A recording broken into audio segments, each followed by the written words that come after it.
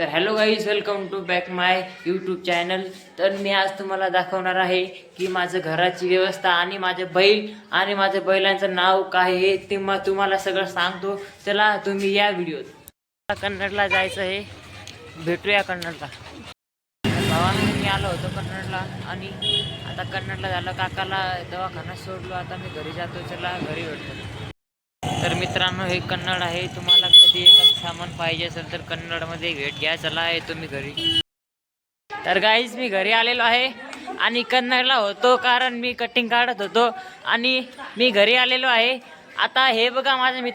तर मित्रांनो बघा, माझे मित्र फक्त फ्री फायर, दिवसभर फ्री फायर खेळत राहते आणि मी तुम्हाला एकच सांगत आहे कारण.